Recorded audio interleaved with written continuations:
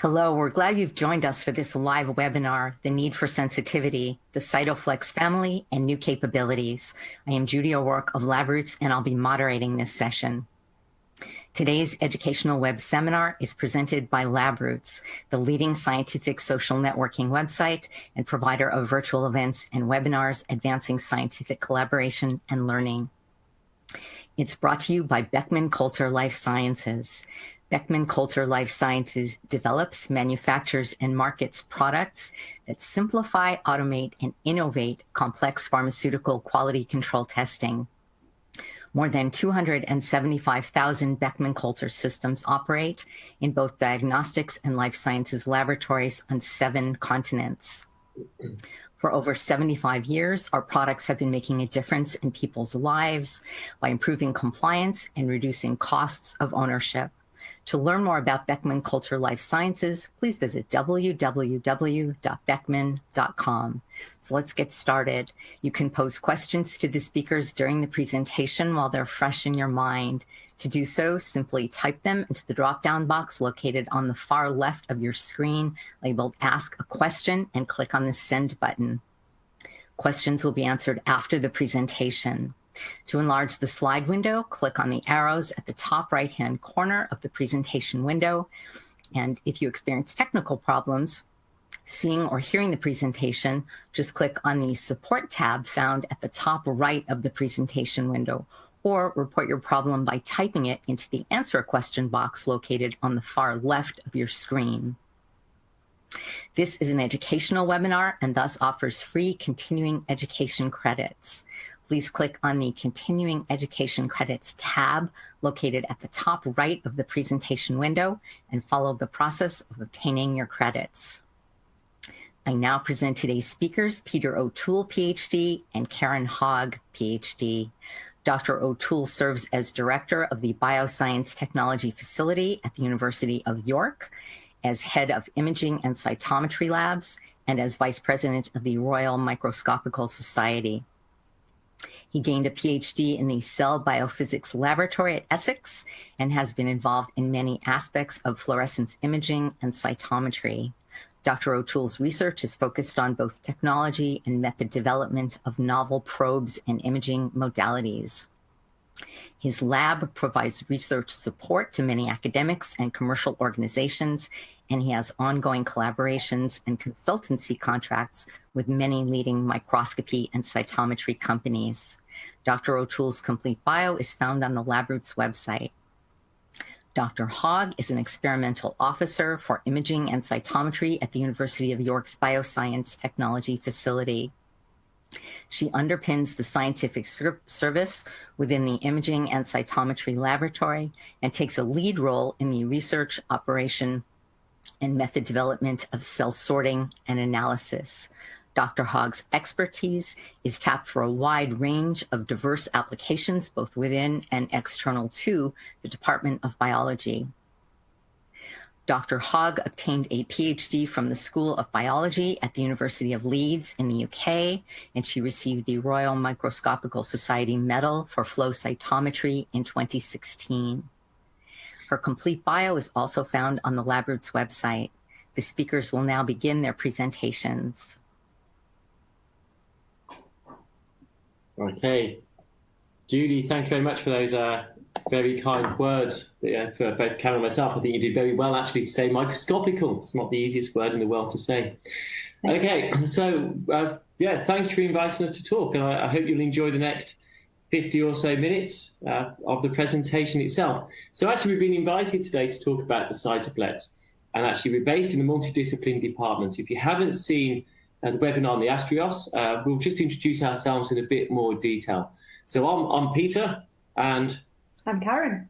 Okay, yeah. And we work together on the flow cytometers along with Graham and Karen and Joe, also here in the Imaging and Cytometry Facility. So actually, just a little bit about us, just at the very start, is actually we're part of a central facility, but also have a research lab as well, so the R&D side. But it's a central facility, and the type of applications that we use that I'd like to talk about today in more detail. So we are part of a multidiscipline department of biology. So we have a whole branch, branch, right? There you go. So we've got our ecology evolutionists and our plant biologists. That's why we got a branch for branches. Plants doesn't matter. We'll get to the root of it eventually. So we have a whole breadth of different users.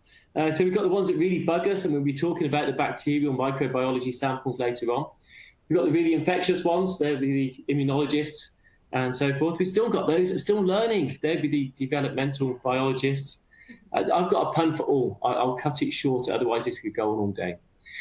But the Bioscience Technology Facility itself is made up of the technology facility, is imaging and cytometry, genomics, bioinformatics, protein production, metabolomics, proteomics, and molecular interactions, a whole breadth of different technologies.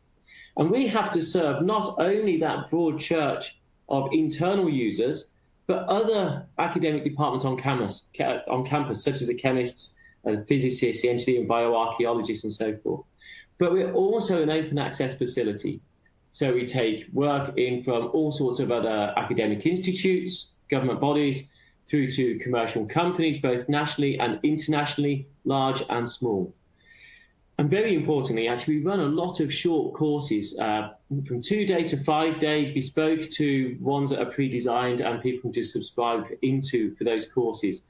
A lot of those, actually, they use the CytoFlex as well as part of those courses. And we do flow ones every January, every June, and we do one for the Royal Microscopical Society. It is a hard word, isn't it? In September as well.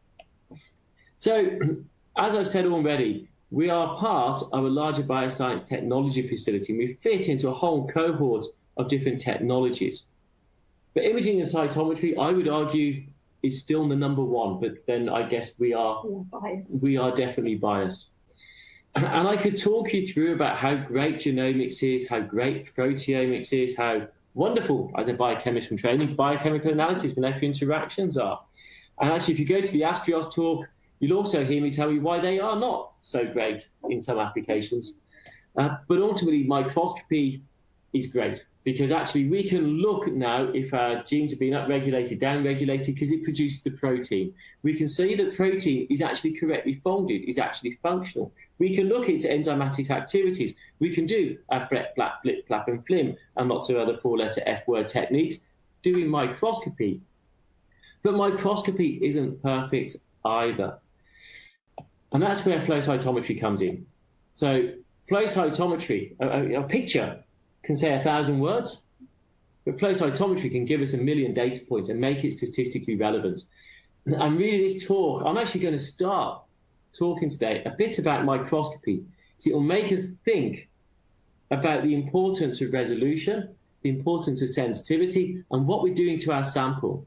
And then you'll understand why some of the developments that we're seeing in the new cytometers on the market, especially with the APDs, with the CytoFlex, and how it can help us bridge that gap and really get better science out of our own samples. So our lab started in 2002. Karen, you joined me in 2003. Okay, so that was 15 years ago and counting. We were quite a small lab at the time, but we've grown into a much larger facility and now have a whole team behind us. And you can see in the flow cytometry section, that's also certainly growing. So the lab is split into a service side and an R&D side of the lab. And actually, I'm going to give you a little taste of just one of the R&D projects. Now, this is cytometry. Cytometry is a measurement of cells, but we're not looking at flow cytometry in the first instance. We're going to give you where microscopy is today, some of the very latest developments. And from that, we'll show you how cytometry is really needed on the back of that and where we're using the flow cytometry to more applications. So actually, the first one is actually seeing the invisible. And that's what we do whenever we label a sample. It is labeling the sample, so we can see things we would not otherwise be able to see. But in this case, I want to do it without labeling. So this is label-free microscopy. I'm not talking phase contrast, differential interference contrast. I'm talking about quantitative phase imaging using a technique called tychography, which is even more difficult to spell than microscopical. Now, the important thing here is label-free, so it's minimum perturbations. So we don't have to label the sample. Now, do you know what? My bread and butter, our service is all about labeling samples. But I would argue that we can eat and drink and walk. Karen knows what's coming. We can eat and drink and walk and talk. But naturally, as humans, we're usually labeled. So if you see Karen and myself right now, we are wearing clothes. We are labeled. But we can eat and drink and walk and talk if we were unlabeled. Cover up, Karen. Okay. You need to be careful when don't look too hard. Stop. Don't look too hard.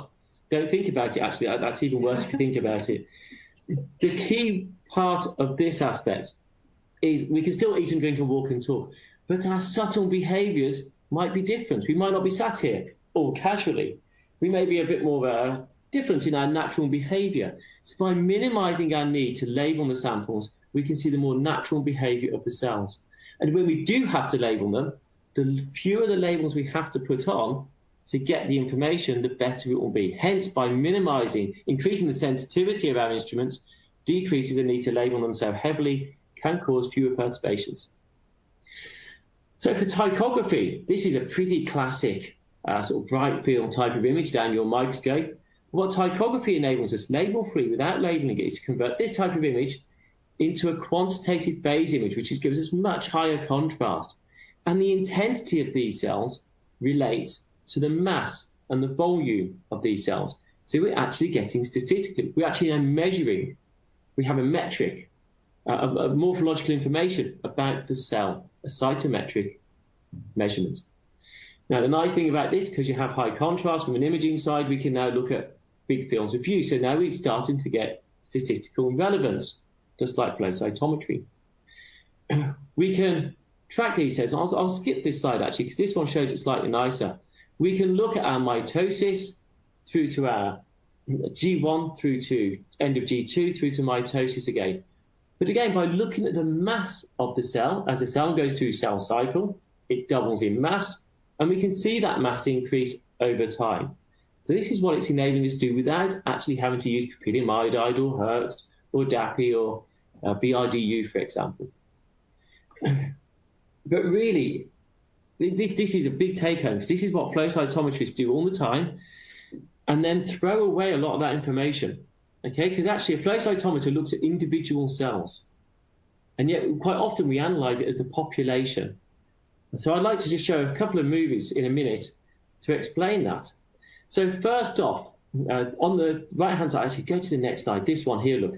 This is now a big field of view of primary hippocampal cells. This is work with Sangeeta Chawla and Mark Coles and Rakesh Saman. And this, in a minute, we'll show you a movie of this. And I'd like you to pay attention, so I'll talk you through it as it goes. So actually, if I play the first movie now. So let's look at a whole big field of view that we can look at. What we'll do now is zoom in to just an area using the red box to highlight what we're looking at. At the top left is a microglial cell. In the middle is a cell on a bit of debris that's going to get brighter and brighter and brighter because it's apoptotic. And just to the left of that is a dead cell. We're now going to see that bright cell pop, lose its intensity, and the cell at the top is going to swoop down and eat that cell off that bit of debris. As soon as it's done that, it will notice a cell that was at 9 o'clock, and it's going to eat that in entirety to become a very large cell indeed. Ah, fat boy, that's there. Now the yellow box is what we'll come to next. So you've just seen the red box, and you notice a yellow box just came up on the screen as well. And I want you to look in that yellow box, because just below the center, slightly to the right, there's a cell that is about to divide as soon as the movie starts. So watch that, and these two cells have very different characteristics. So if we play the movie now, if we look at the yellow box, is a cell just below the center is about to divide into two. We now have two identical cells. The cell on the left gets the munchies. It's the hungry sister, and it will shoot off, starting to eat every bit of apoptotic material it can see.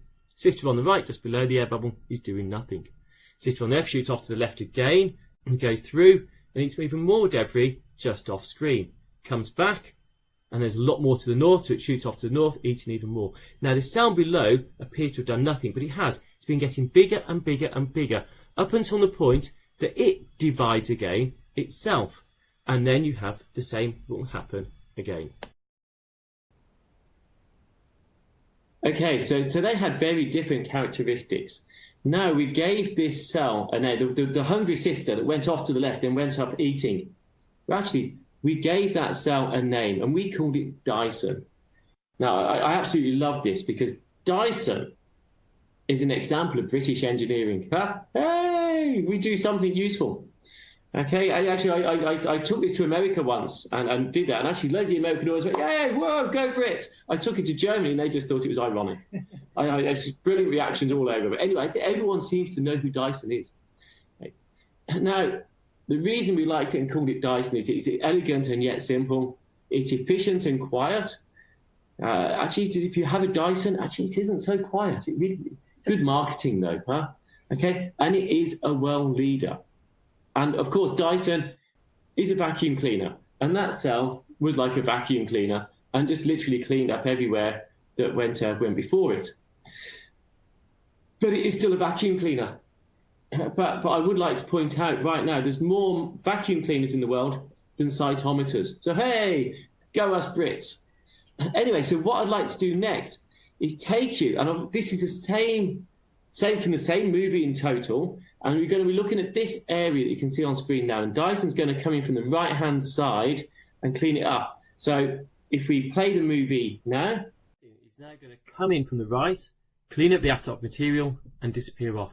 If you look closely at the neurite, if you've got the resolution on your monitors, you can see it clean it off the neurite, take it up, and go down. And if you look at the very bottom, you'll see a neurite that's about to divide. You'll see the chromosomes align and divide over time. It's pretty cool. Dyson is awesome, isn't it? That's just incredible. You could actually see the bits of apoptotic material go inside the cell before it vanished off, which was incredible. But what's really cool about this is we can do this over huge fields of view, and then you can track cells. So you can identify fast cells, slow cells, non-moving cells, and so forth. And so we can do lots of, I'll skip this one. Sorry, I shouldn't have kept that in, that's my fault. But that's when we found another cell. This one wasn't called Dyson, this one we called Usain Bolt, because arguably he is also a world leader. Okay? But being cunning at this point, we're going to give him drugs. Drugs, not to speed him up, but to slow him down. So actually we've got all these cells and we're going to give them a drug to actually slow the cells down. Of course, we're scientists, so we're going to put them in a control sample that is not drug treated. So all the cells that are drug treated should be slower. But the fastest cell we ever recorded was, as you could guess it, Usain Bolt, a drug. It doesn't matter, he still doesn't win because he's disqualified for drug cheating at this point. Love it, huh? Can't lose. And so we can get all these different tracks of all the individuals. And this, from our publication, we showed it as an average population. So it's again back to taking individual cell analysis, but looking at it as a population. And you can see in the magenta with the triangles that the drug treated are all slower compared to the control samples with square boxes on the left. But if you notice very carefully, if you go to the 72 hours, the very top right of that plot has a magenta triangle. Usain Bolt, the fastest cell, bar none, way out there, even after 24 to 48 hours. He's the fastest cell. And so, okay, so we have an outlier. But actually, is it an outlier? These are drug control cells. Some cells will respond differently. And in this case, we have one that is either resistant or responds in the negative way, the way we would not want it. Now, if this was a cancer cell and we threw in chemotherapy at this is the cell that evades the drug. The drug's really effective. Look, it slows all the cells down. Brilliant. It's going to control your cancer. But it's that one cell that will end up killing you. Have I just called Usain Bolt a murderer? Well, if he doesn't get done for drug cheating, we'll get him done for something else anyway. And so this is really important. We need to understand these cells in much greater detail. Why was it an outlier? Well, now we've got all these other measurements, all these cytometric measurements. Was he bigger? Was he skinnier? Was he more round? Did he have a heavier mass? We can look at the mass using this technique. So does he pack more protein?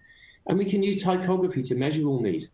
But how often with flow cytometry do we actually start to break down all that fine detailed information. And this is where the new approaches in flow cytometry for data analysis are coming in. It unclusters. We don't just use our regions. We're now starting to find out if it's the one that's got more protein, it's actually a smaller cell, which is kind of counter to what you might think, that's got more granularity if we look at size scatter. So by looking at the movies, we can see why we should be looking at our flow data in greater detail. But of course, sometimes we need to see more. I can't tell you how many of any specific protein any of those cells had, which is why we need to have fluorescence, because that gives us a lot more information. Now, of course, we can correlate microscopy images with fluorescence. So we can take our typographic image and we can overlay it with a fluorescence image. But I have no idea how much protein really is any one of those cells, not in any confident manner. So when I want to look at the population versus the individual, I now need to go to my flow cytometer. It now becomes even more important. And I would say now, thanks to the CytoFlex LX and the systems, the sensitivities enabling us to do stuff that we could not do before. So let's just introduce the CytoFlex S stroke LX. I would argue this is now an example of not British engineering, unfortunately, but of Chinese stroke USA engineering. It's elegant and yet simple. If you've seen it, I'll show you a picture in a minute. It looks very simple. It's efficient and small in this case, okay? But it is still, I would argue, a world leader. But it's only a flow cytometer. Remember, there's more vacuum cleaners than there are flow cytometers.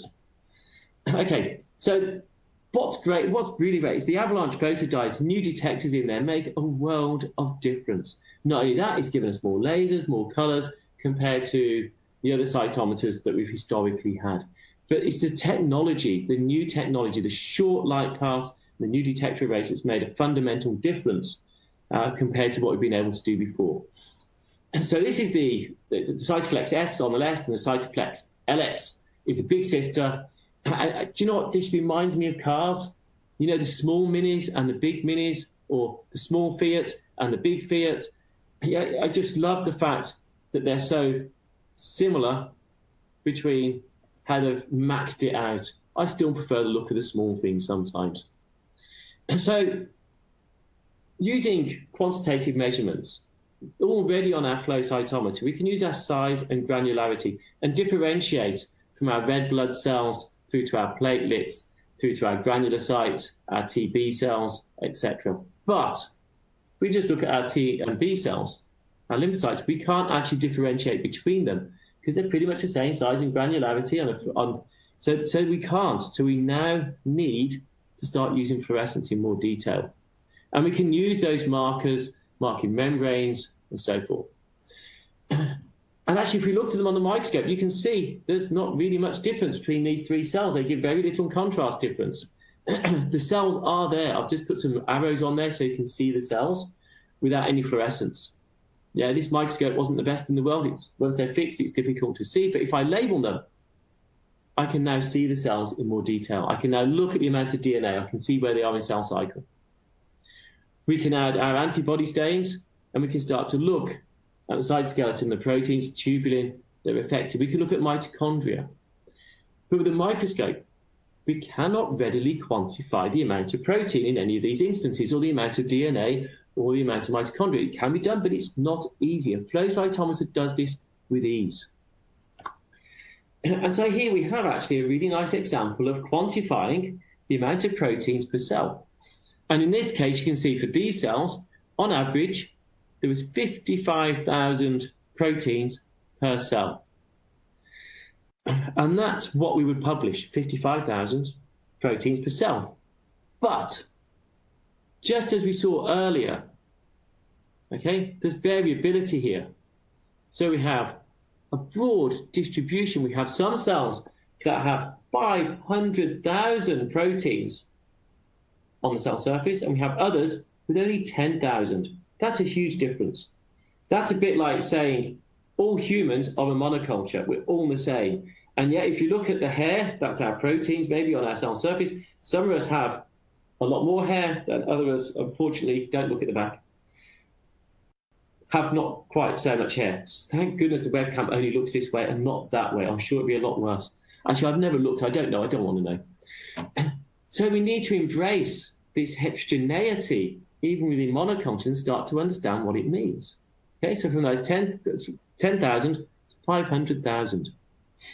And this is where resolution really counts, because we don't want to know broadly, well, these have got a few, these have got a lot. We now need to get down to be able to count this, to resolve this in much greater detail. And this is where the CytoFlex really comes into its own, because resolution matters. I've got one more illustration. This is a picture of me and Karen and a few others. Not great, because we've got 6 pixels. Everyone gets this when we look at images. If we increase the pixels, we start to see more information. There, Karen is, I think, on the right. I think, am I in the middle or on the left? Somewhere there?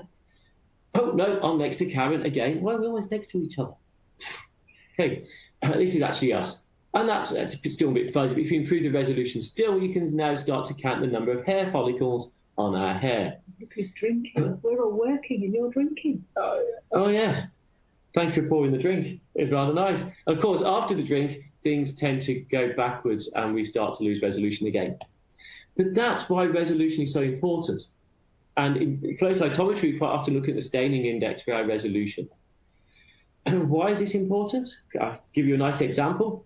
Actually, Karen, do you want to talk through this one? You haven't spoken yet? Can do. So this is an example looking at a bead mix population from Gerhard, and we looked at it on the CytoFlex using the 405 nanometer laser for side scatter and the 488 nanometer laser for side scatter as well. And the closer together the peaks are in the wavelength, it stands to reason that the better resolution you'll be able to see on the cytometer. And you can see that the populations really pull out much clearer when we use the 405 nanometer laser for side scatter as our trigger compared to the 488. And the boxes are more clearly resolved, and there's greater spaces between those bead clouds that you can see on the screen. So the first plot on the left-hand side has better separation of those compared to the middle plot. And so that's what that increased resolution gives you when you use a different wavelength laser to trigger off on the cytometer. So this is a key point. We showed you earlier, Usain Bolt, that outlier. Now, if you look at just how fuzzy flow cytometer X is that an outlier, or is that just instrument noise, detector noise? We've got no confidence. Where as our resolution tightens up and our populations tighten up, suddenly those outliers will be revealed, and they're genuine outliers, not just instrument noise. So a really nice illustration of how that affects it. So actually a classic test now is just to use 8-peak beads. So Karen, do you want to talk through the 8 peaks? Yeah, so traditionally when we get a flow cytometer to have a look at, we will put 8-peak beads, and that means you've got 8 different peaks of fluorescence on the flow cytometer plots, and they're shown there on the screen. And we've got 3 different cytometers, one in red, one in blue, and one in light blue. They're not literally that colour. We don't actually paint our cytometers red, blue, and cyan. No, just the visual representation of it. And the CytoFlex is shown in the top, in the red peaks, and then we've got 2 other flow cytometers for comparison. And you can see quite clearly that the resolution in the peaks is much better within the CytoFlex than in the other 2 cytometers. And this is using the 488 laser and looking at the FITSI channel, so that's in the greenish area. And the data is shown here graphically, and you can see that the CytoFlex is shown in blue, and you've got a much better staining index compared to the other instruments between those first 2 peaks. So that's, if you just go back one, that's just looking at the first 2 peaks and the resolution between them. And that shows here the staining index is much better. As we went to higher intensities, there was still a difference? Yes, there was. But not such a great. So it's down in the dim end that we saw a better improvement with the CytoFlex compared to the other 2 flow cytometers that we were looking at. But that was with the 488 laser. So we wanted to see how the other lasers performed as well. Yeah, and then that's comparing across the greens, the blues, the red channels of the lasers as well. So this is really telling, because now we've gone to the 488, we're going to the far red, and the APDs have a much better sensitivity, better quantum efficiency out in the red compared to normal photomultiplier tubes. Karen? So the reason why there's only 2 plots in here, in case the observant of you have noticed, is that one of the flow cytometers didn't have a far red channel with the 488 laser. So this is looking at far red of the 488 laser. And again, the CytoFlex is shown in the red peaks, and you can clearly see the resolution is much better compared to the blue peaks, which is shown in towards the center of the screen, and the graphical data as well, which I think is shown on the next slide. Oh no, first of all, I've got some arrows just to really clearly point that out to you, where the better resolution is quite visual. So how would you resolve that? If you look at your percentage, how would you actually resolve that to know where to even draw your stain index? This is where resolution, suddenly we can see that population clearly. Well, I think there's some slides later on that will show you with that, using some dot plots, so we'll come to that. So this is now moving on to the red laser. So this is looking at the further redshifted part of the spectrum. And this is where the APDs really do show improved resolution. And you can see much clearer separation between the peaks. So you've got more distance to see data from.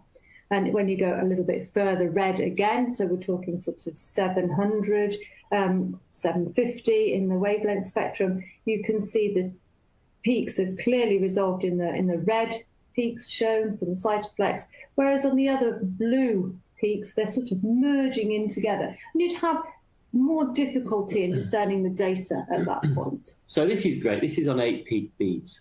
Because actually this is really relevant when you start to look at low expression of proteins in different cell types. DIM being... Not you, I wasn't calling you DIM, I promise. Almost speechless, but that would be too much to say, speechless. So this is a really nice example of how this can benefit. So if we look at the top histogram, you'll see that you've got a positive to the right under that R3 region. You've got a nice positive population. And to the left, you've actually got a double population. So they've got autofluorescence of 2 different populations, but you can still identify the percentage of unlabeled cells. As you come down, we can still see that, but it's harder to drop your marker region down. So now we're going to use a double dot plot. This is a much better way of resolving those positives from negatives. And actually, if you look at the bottom one, if we color gate the positives, a lot of those are hiding that second high autofluorescent peak. So they'd be now counted as positives if you weren't wise to this. If we push this even further, if you look at the top graph, there's only 2 peaks.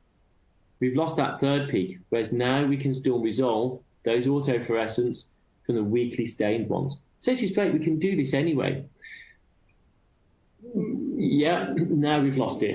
It's into the noise, and a lot of that noise is instrument noise itself because of resolution and the sensitivity of the instrument. But we've already shown you a very similar scenario. So if you look at the blue population here, you can see that this is very similar to what we're just seeing above. And yet, if we now overlay that with improved resolution, we can now resolve those 2 bits really nicely. This is actually a pain, if I'm honest. We do a flow cytometry course and we teach how to pull out weak signals. And now we have to use a dilution that is even more dilute until we can no longer resolve it, because it just resolves in the CytoFlex, which would never resolve in any of our other cytometers before. So resolution and quantification is really important to us. And now we want to do quantification. So Karen, do you want to talk through the Paramecium? Okay, so this was some work we did with Ewan Minter and Mike Brockhurst, and they wanted to look at Paramecium. And Paramecium is quite a large beast, and we've got some pictures later, and they have symbionts inside them. They have the algae inside them to do some work for giving them some energy. And they wanted to quantify the number of algae within the Paramecium. And so in these plots here, we've got the bacteria in the culture. Now, that's not there because we were dirty and we couldn't keep our cultures clean. That was there because the Paramecium also do eat the bacteria as well. So they're there as a food source. But they also want the algae to help photosynthesize light energy to produce sugars. So wanted to see how, over different light levels, the Paramecium manage their algae. Do they have more algae when there's low light levels to do more work, and when there's high light intensity, do they kick them out because they don't need so many workers because there's more light available? So this was the scenario that they came to us with. And so what we wanted to do was have a look at the best way of achieving this. And so we had a CytoFlex on site at this time, and we wanted to compare that to our existing flow cytometer. But the existing flow cytometer only enabled us to look at log height data. And so we wanted to see about the staining index as to how much improvement with the CytoFlex we had. And we can see here with the staining index calculations shown here that we've got a much greater separation between the algae and the paramecium in the CytoFlex compared to the other flow cytometers. So we can see a clear benefit on the left-hand plot compared to the other flow cytometer that's shown on the right. And also to note is the scaling. Now on the CytoFlex, we have 7 log decades. So we have a really big dynamic range, which is great because you can fit everything on the scale. So nothing needs to be missed, which is clearly what's occurring on the other flow cytometers. Yeah, so we can clearly see that resolve the bacteria over the noise much more cleanly, which is what the red arrows are showing essentially. Red arrows, that sounds like, if you know anything about the British RAF, the red arrows are our big display formation. Why do we use red arrows? It's just confusing. So that was good. So we could see a benefit with the CytoFlex, but this was using log height. But we can also look at area. So we can look at the total fluorescent intensity within a sample. Why is that so important? Well, the peak will only tell you the height of the data, the maximum signal of fluorescence for each sample, whereas the area will tell you the total, the integrated signal above the threshold value, so which gives you much more idea of the fluorescence that's actually inside the cells. And I think the picture... So go on, Cam, prove it. Prove it. Oh, there's a challenge. Well, I said I'd show you a picture of the paramecium with the algae inside. So all those little balls inside are the number of algae, and we can try and count these, so we've got a visual, quantification, so we know what number we're aiming at. So let's try 1, 2, 3, 4, 5, 6, 17, 18. Oh no, it's going to confuse me now. So we've done some of this already. So there's maybe 10 or 20, and we could keep going with this. But it scales up to what, roughly 200 if you count it. It is about, and we've done some more quantitative counting. Yeah, so taking the confocal and Z slices, you can get the whole volume. You can physically count them, which is pretty cumbersome to work out how many there are within it. So we wanted a better way of doing it, and we thought using the area on the flow cytometer would enable you to do that. And this gives you a nice diagram as to what the log height and the log area is actually representing. And so the blue shows you the total signal within the paramecium. So if we could ratio then the free algae to that that's in the paramecium itself, we would get an idea as to the actual number of algae within each paramecium. And if you do that with the height values, we came out at about 44, which was clearly not correct.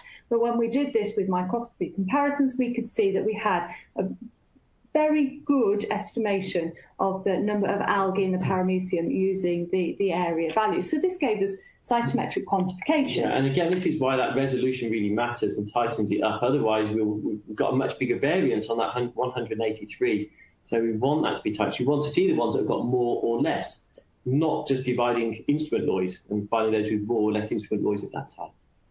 Okay, so that was one example of quantification using flow cytometer, and where resolution really counts to get the data. But going to some different example now, we were looking at estimation of plant genome size. And so again, we're going to see peaks, and we need to be able to see what is what. Now it's always an interesting start to your day when somebody arrives with a sample that looks like this, and that hand can't quite put that through the flow cytometer in its initial form. So there we've got poppy, we've got maize, we've got soya, and a few other plants that I can't quite identify because my plant identification not our forte. So how do we actually get it into a flow cytometer? It's a quick process. It is. We'll skip through for time. So we can get our plant tissue, we can chop it in a hypertonic lysis buffer, and then we can add PI, and it goes red in the tube, not outside the tube that's shown there, but we won't worry about that. We also do filter it to make sure that we don't block our flow cytometer, and then onto the instrument it goes. And that takes about 40 minutes with a 30-minute incubation time. So it's a pretty quick process. And so here we have our leaf tissue that has been stained with a DNA binding dye, which is propylium iodide. And we're using a trigger, a fluorescence trigger, so that we get rid of a lot of the debris within our sample. But you can see the middle plot shows that we've still got a bit of a mess in terms of our scatter parameters, but we can use the fluorescence to identify the stained nuclei within the sample, which is what's shown in red. So we can gate on the nuclei and then take it further forward to look for analysis. Now, when we do genome estimation, we use standards that we obtain from a standard seed bank, and we can contain peaks of DNA content from a known species. Now, in this experiment, we were looking for the genome size of poppy, which was unknown. We were comparing it to the 3 plant species that are listed further down. So we've got radish, a tomato, and then a maize. And then we are able to do this in log on the CytoFlex, but log isn't great for looking for G1 to G2 peaks, but because I'm looking for such a large range of standards, I wanted to be able to see all of the data on the same settings. And on our other flow cytometers, I've had to use a log scale to be able to visualize it. But I wanted to test this, and this was work that was done fairly recently, to put it on the flow cytometer and see over the dynamic range that I wanted to use. Could I see it all in linear on the CytoFlex? And I could, and that's a real benefit for the large dynamic range within the CytoFlex, because now I can see those G1 and G2 peaks quite clearly. But I've got the data in log and linear, so I've got choices here, which is great. Best of both worlds. So then what we do is we use the equation that's shown in the top from the standards, because they have a known DNA 2C picogram value, and you can ratio the fluorescence intensities from your unknown to the standards and get picograms of DNA values out. And these can then be turned into megabase pairs for genome size. You have to remember if it's diploid or haploid to be able to do the conversion for base pairs, but that was good. And you can clearly see how resolution and sensitivity for gaining the peaks and clarity is really quite important. So that was that. And now we've quickly moved on to something. So we are giving you examples that are extreme. A bit like the courses, we always choose examples that best exemplify features of a flow cytometer. Yes. If we went just for straight phenotyping samples, actually, they're pretty routine.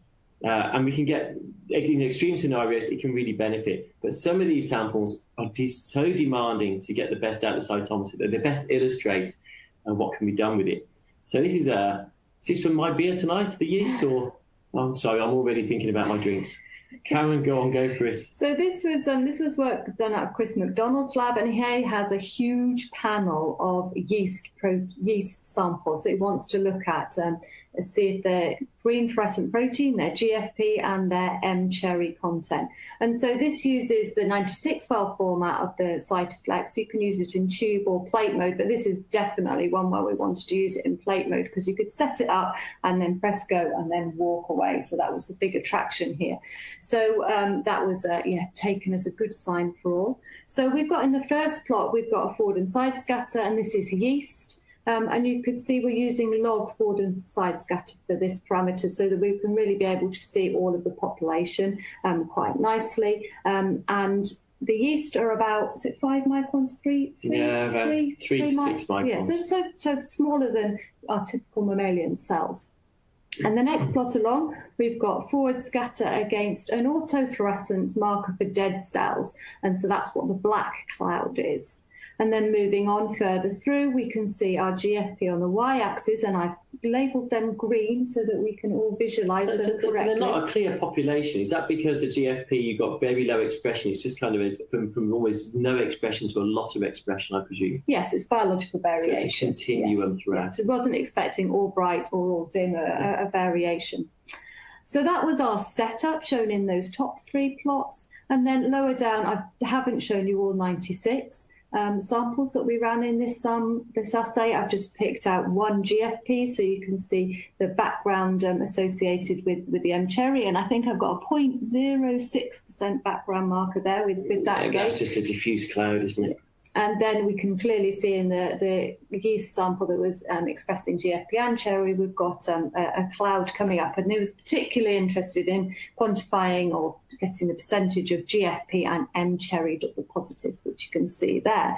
And then towards the end, I've just used the software that's available on the CytoFlex to easily produce an overlay to show you the M cherry expression in the GFP only, and then the GFP and M cherry sample. So it looks like most are expressing M cherry to a greater or lesser degree, and lots hidden under the autofluorescence. We're just not seeing the variability. So zooming. Oh, this is your favourite. Zooming, I do like that. I like the zooming and the panning. Panning doesn't quite show so well on a video, so I've gone for zooming.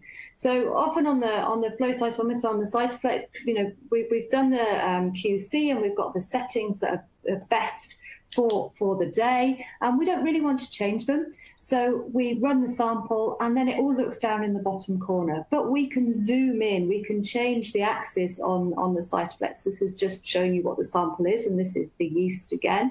But when we zoom, and this isn't changing the gains, this is just changing the display. And you can clearly change the display so you can see your data. So it doesn't matter if it's all in the bottom corner. Initially, we can zoom or we can pan to visualize it. And we can still use those perfect optimized settings that the quality control checks have given us. Yeah, so this is great, because in a multi-user facility, not everyone sets a flow cytometer up as you may want it to be, whereas now we can go and salvage our experiments because everything's kind of fixed. It makes life so much easier. The user's not too worried about it, and we can go in and actually go and see what's really going on afterwards and save their experiment. So I think Violet. Into the Violet. I'm not that Violet. She's got more puns than I have today. This is getting embarrassing. And so what's really nice now is obviously we've got a 405 nanometer on pretty much certainly all our cytometers, and most of you will have a 405. But, I thought we'd seen the back of UVs. But there's new dyes coming out that need those UVs, and actually going to the near UV or the deeper UV makes a big difference to some of the samples. So in this case, the 375. And if we look at the difference this makes, again, the resolution, it's all about resolution. Because if we've now got a 375, we can excite DAPI better, which means we get a better emission profile, better signal to noise, better staining index.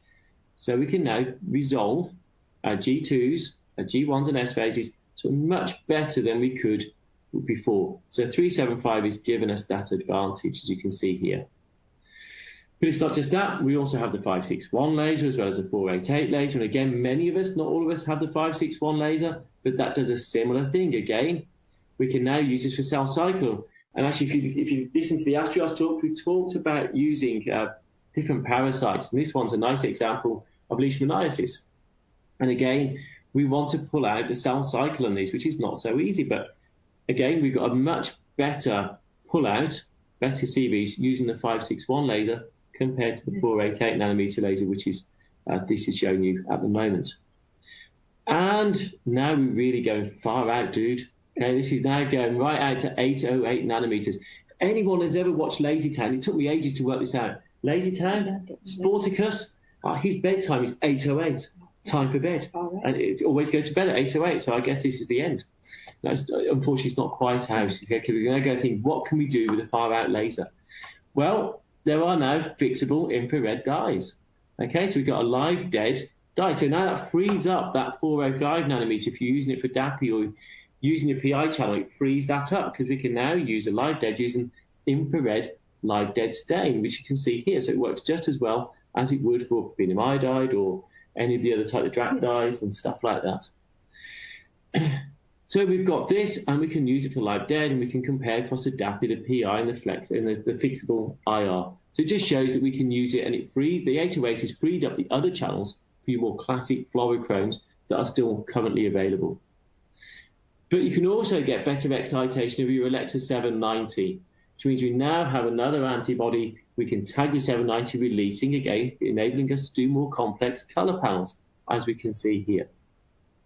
And Yeah, now the 808 is there and it's coming. More reagents will follow, including things like infrared GFPs out there, which we've not used much because no one's been able to do much with them. But now we've got detectors that can detect red signals. PMTs just don't see anything up at that 800. They're so insensitive. You need hideously bright samples to be able to pick them up. This is kind of resolve that problem.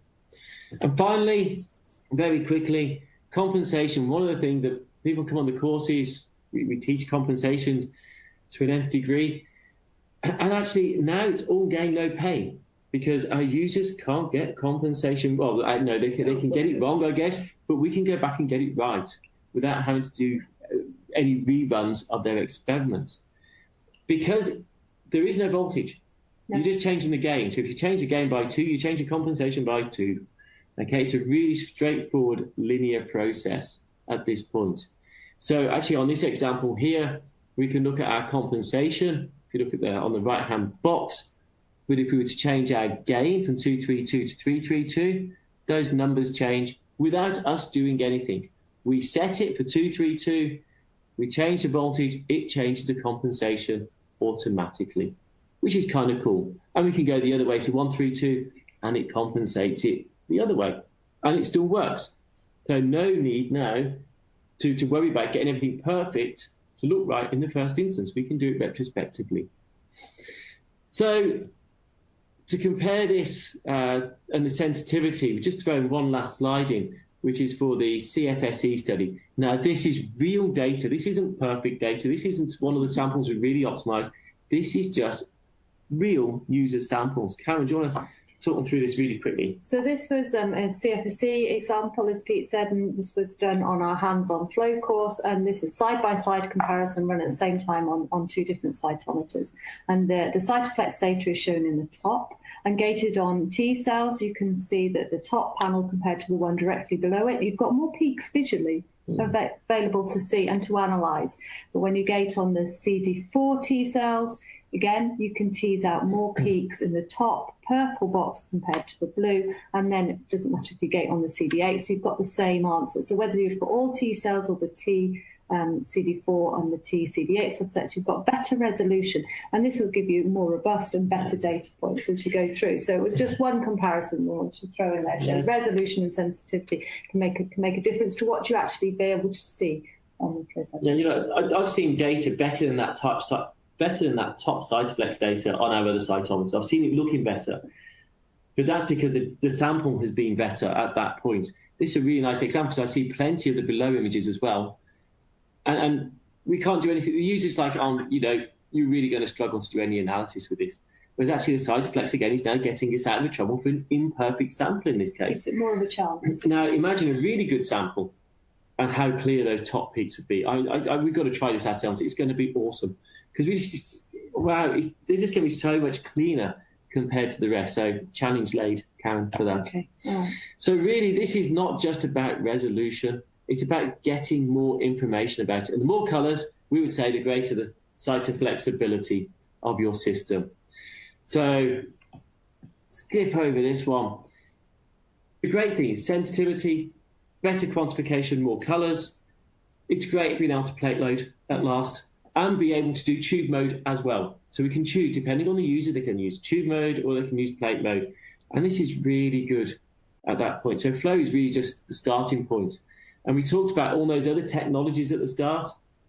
And really, once we can see those populations, we need to know more about them. Once we know those high expressors, those low expressors, just what the difference is across those multiplex analyses, we can then go onto the sorters, isolate them, and understand more about them. But again, if you want to know about the sorting side, go and watch the Astrios webinar. It's probably more entertaining than this one. So finally, I would say, power to us cytometrists, because I think we rule the world. And if we don't, we will. And certainly in the science world. And so finally, thank you to all our team. So the current team with Karen, Joe, Ian, Graham, Meg, and everyone else. And the phase focus team for the data you saw earlier, which I think illustrated nicely the importance of sensitivity and resolution. And actually, we can't thank our groups enough who really helped us get all this data, provided data, and provide us with real challenges day in, day out, and give us the satisfaction seeing their science succeed so well. And actually, we've got a small thank you, actually, Bettman Coulter and Ian Broderick, for his app support over the years. Thank you very much. I think before we go to questions, I think Beckman Coulter, I have just a couple of quick survey questions for you. So I'll leave you with those couple of quick survey questions for a few seconds.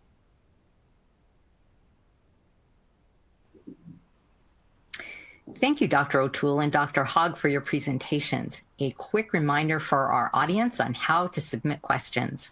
Simply type them into the drop-down box located on the far left of your presentation window labeled Ask a Question and click on the Send button. Dr. O'Toole and Dr. Hogg will answer as many questions as time permits. And the first question is, how user-friendly is it? Yeah, I think we alluded to this at the end, actually. It's extremely user-friendly. To be fair, Karen does more of the training for users these days than I do. So yeah, no, the users have found it very easy to pick up, and within a short period of time, they're solo. They're able to use it without much intervention. Come in and troubleshoot when they change the application slightly, but they find the software very intuitive and the system very reliable and easy to use. So no, it's been good.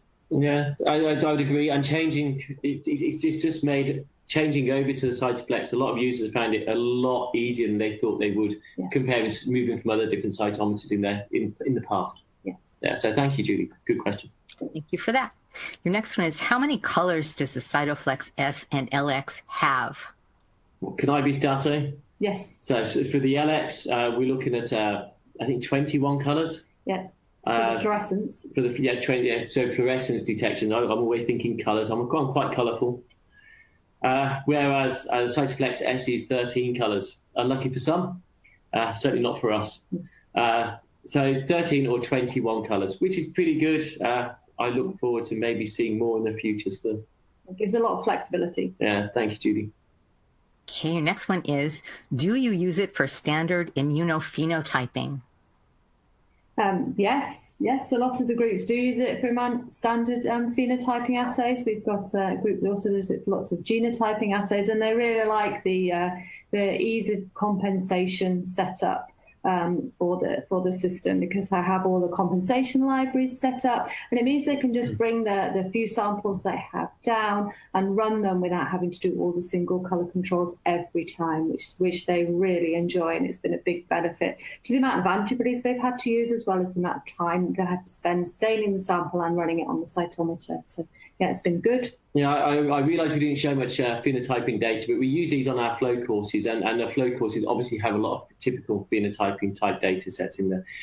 Really, phenotyping can show some good examples. We just wanted to show something a bit different that was really pushing the limits of the cytometer more than most classic phenotype experiments. Thanks, Judy. Okay, your next one is, does it do deep well 96 well plates? Yes. That's easy. Didn't used to in the past, but the current upgrade means you can now do deep 96 well plates, which is cool. Okay. Have you done EV work with the CytoFlex? Ooh. Tiddly stuff. So yeah, extracellular vesicles. Yeah, these are quite often a big challenge, Karen. So yes, we have done work with EVs, extracellular vesicles, with the CytoFlex. We've stained them so we can use fluorescence to be able to see them, above background signals, and make sure we filter all the buffers to keep the background down as low as possible. But yes, we've been using the CytoFlex for that application successfully. It's been good. Yeah, no, that's where the resolution really comes in. If you've got that resolution to tighten those peaks up and see the signals over the noise, that's what it's all about, really. We've just not been there in the past. It's opened lots of opportunities. Lovely. Yeah, thank you, Judy. Okay, looks like we have time for one more question. It is absolute counts. Can it do that as well? Oh, it's absolute counting. Yeah. Yes. Yeah. Yes, so the CytoFlex is a pump driven. That's the right terminology. Yeah, pump driven. So you can do absolute counting with that. And so you get events per microliter with your sample data, and you don't have to select it. It always counts, sample counts, so you don't have to think, oh no, I've forgotten to request it. You always get it. So that's good, and you can check it as well with beads if you want to, and there's a little calculation within the software, so you can also cross-check it with bead counting as well. And I've done that, and the answers are very comparable between the absolute counting and the bead counting, which is always reassuring. It's nice to have proof. Not that we're trusting. Thank you, Judy. Well, thank you. I would like to once again thank Dr. O'Toole and Dr. Hogg for their presentations. Do you have any final comments? No, just thank you very much. Yeah, thank you for listening. I'm sorry we didn't leave too much time for questions at the end. We got a bit enthusiastic in places, so my fault at the early stages. Hope you enjoyed it. We're happy to take questions offline as well afterwards. Thank you. Yeah. I'd like to thank the audience for joining us today and for their interesting questions. And as Dr. O'Toole said, questions we did not have time for today will be addressed by these speakers afterward. We would like to thank our sponsor, Beckman Coulter Life Sciences, for underwriting today's educational webcast. This webcast can be viewed on demand through December 2018. LabRoots will alert you via email when it's available for replay. We encourage you to share that email with your colleagues who may have missed today's live event. Until next time, goodbye.